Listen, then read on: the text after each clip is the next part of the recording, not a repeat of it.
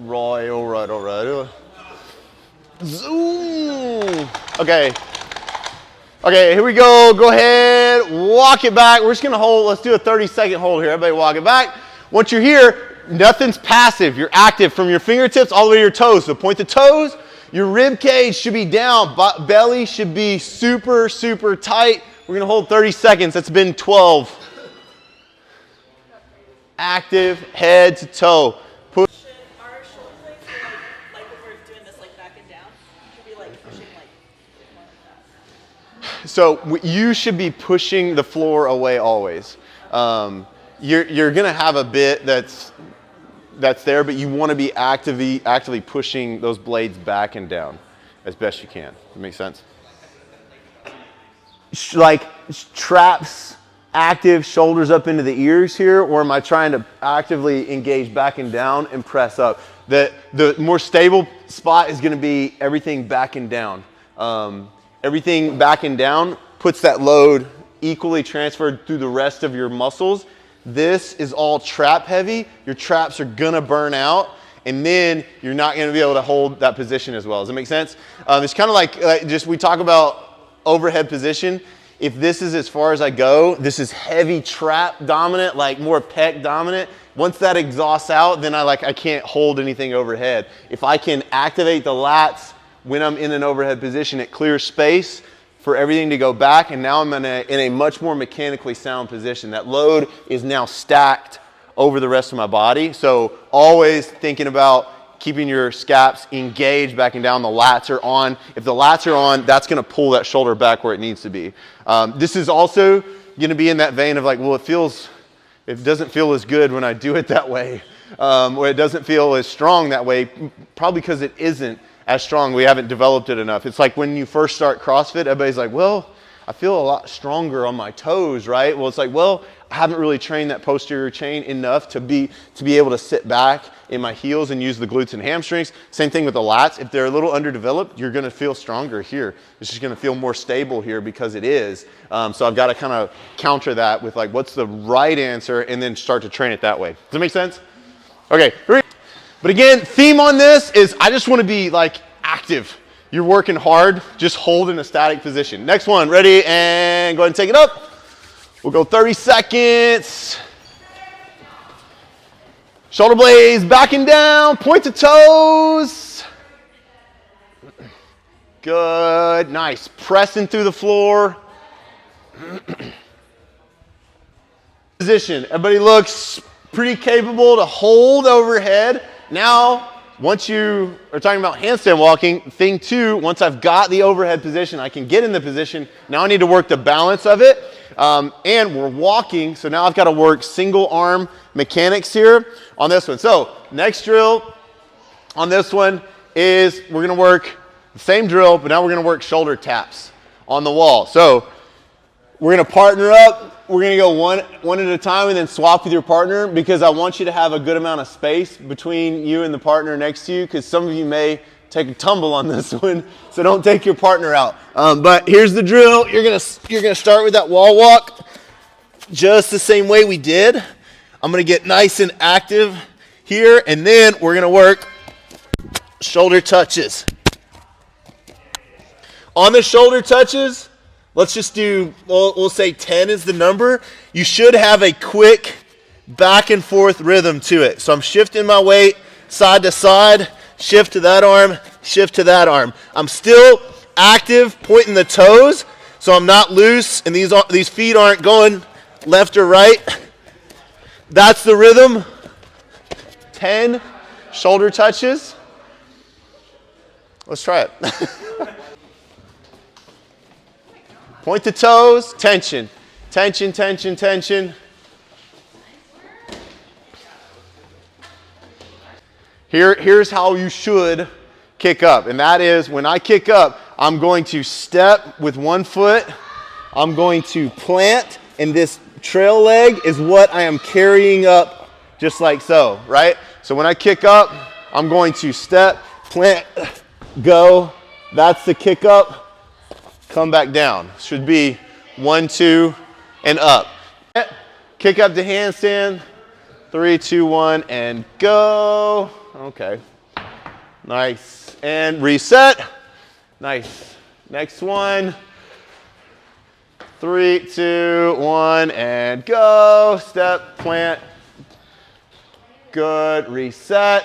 All right. That's what I want us to do. So we've got to be able to have the core control to kick up to a balanced position. So on this one, I want us to try and achieve extension without hitting the wall, right? So I'm kind of like stopping myself by engaging here.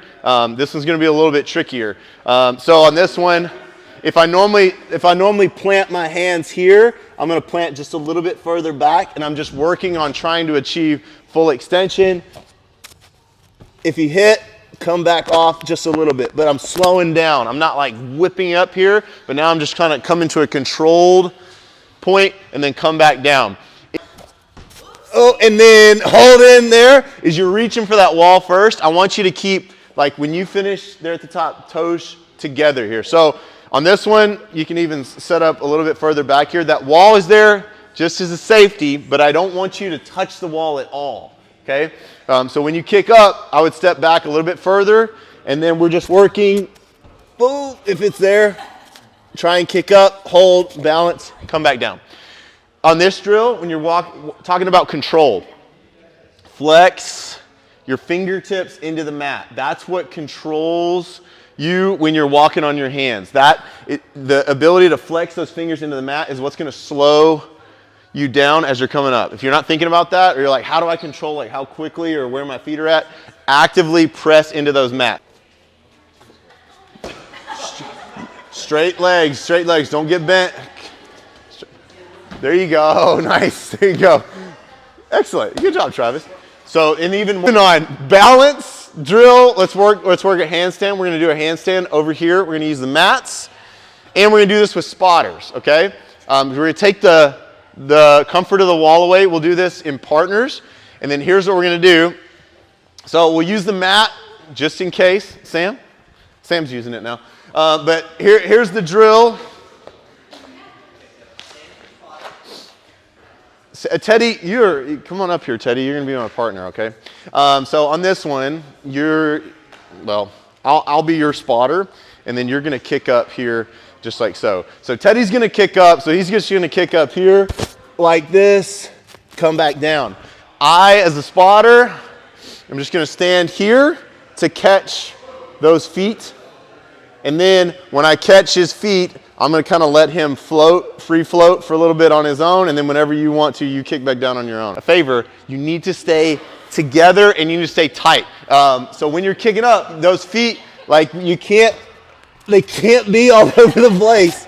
Especially while you're learning, if your feet are out here, it's just like when you were babies, if I gave you a 5-pound weight and had you hold them out here and walk, it just adds to it. So you want to keep everything as close to your center as you possibly can. Does that baby weight? That makes sense, right? On balance drill, let's work a handstand. We're going to do a handstand over here. We're going to use the mats, and we're going to do this with spotters, okay? We're going to take the comfort of the wall away. We'll do this in partners, and then here's what we're going to do. So we'll use the mat just in case. Sam's using it now. But here's the drill. Teddy, come on up here, Teddy. You're going to be my partner, okay? So on this one, I'll be your spotter, and then you're going to kick up here just like so. So Teddy's going to kick up, so he's just going to kick up here like this, come back down. I, as a spotter, I'm just going to stand here to catch those feet, and then when I catch his feet, I'm going to kind of let him free float for a little bit on his own, and then whenever you want to, you kick back down on your own. As you do this, partner doing the handstand, you've got to keep your feet together. Unless you want to kick your partner in the face, they need to have the predictability of knowing where those feet are at, so you cannot freak out when you kick up here. You've got to think like a gymnast, so both those toes are pointed up towards the sky, okay? If you want to do your partner a favor. All right, so here we go. So like that. And come back down. Yeah, good. Same thing, come on up. I'm just there to keep him from tipping over. If he can control it, great. We'll do one more. There we go, and that's what the spotter's for. All right, cool. And then let's do it. Find your spot. Oh yeah, that's good. Anna's ready. She's so ready. She really wants to spot you. Yeah, nice. Yeah, it looks good. Yeah. Press a little bit harder on those arms. There we go. You go through again? No, you're good. At some point, you're just gonna pancake on your back. Like, it's just gonna happen. If you do it enough, it's just part risk and reward, right? However, it doesn't have to be that way. So it's good to have a bailout. So if you're gonna practice the bailout, here's what's gonna happen more or less. When I'm walking on my hands, if I feel like I'm tipping over completely, what I'm gonna do is I'm going to start with a bend of the arms. I'm tucking the chin here, and then we're gonna turn that into a roll, okay? So the elbows bend, the chin tucks here, and then we're gonna roll onto our back as opposed to just smacking, okay? So what it looks like is this, and then all we're gonna do, we'll start with some basics, but this is what we're working towards, okay? We're working towards this kick up and a roll out, okay? So that way when you hit that point of like, oh crap, we're about to tip over, if you indeed are, and there's no way to like bail out, you tuck and roll, and that's how you're gonna get out of it, okay? So thing one, as we go through this, we're just gonna work the basic roll, okay? So here's the starting position. Elbows are on the knees.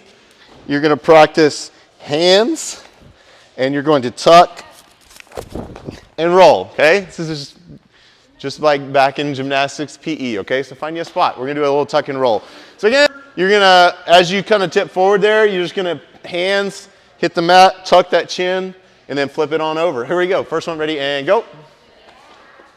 Oh yeah, beautiful. Number two, come on up. Ready, and go. Nice. Good. Number three, ready, go. Beautiful. Okay. Great. Okay, so there's the basic roll function. Then, if you want to, we'll make sure we have a little bit extra space here. But then the next one is you're going to kick up to that handstand, roll, and tuck. Okay? If you pancake here, it's fine. This is part of learning. Biggest thing is just tuck, bend the elbows, and then you want to take the brunt of that roll onto your back. Okay?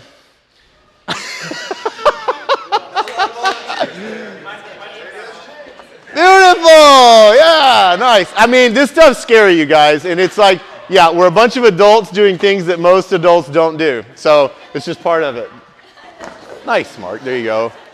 Tuck and roll. Tuck that chin. Roll. There we go.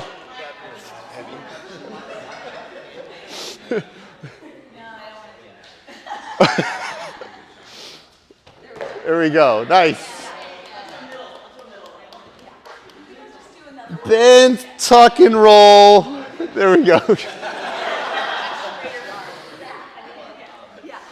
All right, so there's your bailout procedure in case we need it. Then we want to start like, okay, now once you've got the fundamentals, there's a good balance of strength and stamina and skill, is then we want to work on putting it together with the handstand walk. It's slightly easier to work on a stable platform than it is to walk on this cushiony, but when you're first learning, it's helpful to have this just in case you fall.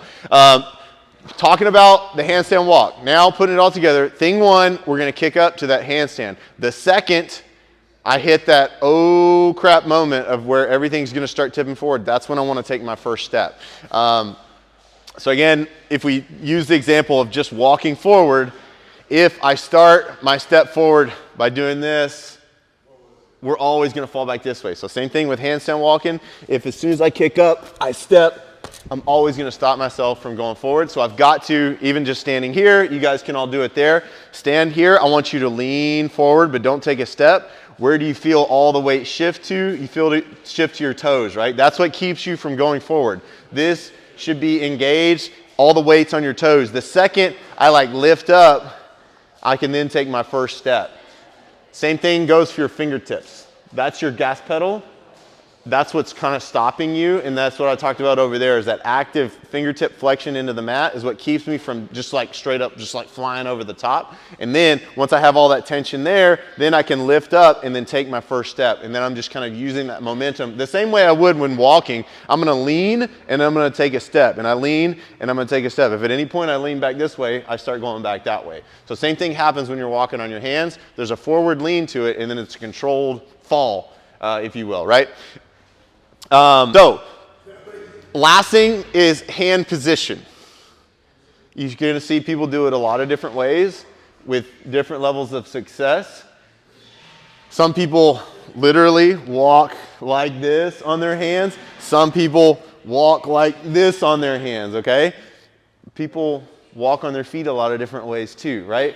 So, it can be done, but I would say you want to go like by the book as best you can. You just want to have your fingertips generally forward so that I'm not completely in this externally rotated position, but somewhere in the middle, like neutral, the same way you would want to walk. It's like walking this way kind of feels good, but it's not necessarily the most efficient way to do it. Same thing here. I can walk like that on my hands, but it's not necessarily the most efficient way to walk forward. It also places the most of your load at different points on your hand, and so the more you can get your fingertips pointing the way you want to go, the better, in my opinion. We can just start working on some handstand walking, just doing a little bit at a time. The first thing we can do is we'll just go just across the mat this way. That way, if we have any hiccups, then all we're gonna do is just we can use the mat there. But here's the drill. You're gonna kick up, find that balance position. When you feel yourself starting to tip, that way, that's when you wanna take your first step. That was a successful walk, right? I kicked up, I felt the tipping point, step, step, kick back down. If you can walk it all the way across the mat, cool. We're just gonna take like 4 steps here. But the name of the game here, think like a gymnast, point the toes, kick up, here, step, step, kick back down. Easy enough? Find you a spot. We can think like a gymnast, point the toes, point the toes, step, step. Nice, nice. There you go. Good job, James. Excellent. There we go. Position before you take your first step. You're going to have to commit to that really scary spot of like, so you don't know what's happening. So just kind of like flirt with getting to that point until you're there. That's what I would say. Do those a few times. Then, same thing, bring it back. If you get it to one side, bring it back. Let's do this. Let's do this 3 or 4 times here. There we go. Here we go. That was better. That was better.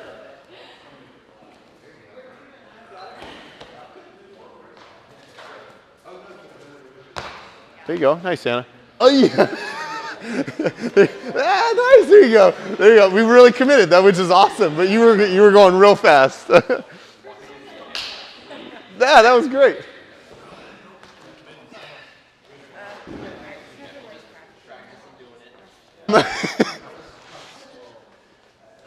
Moving on from there.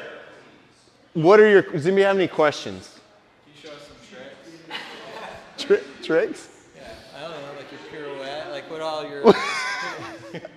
Well, this is just working the fundamentals. What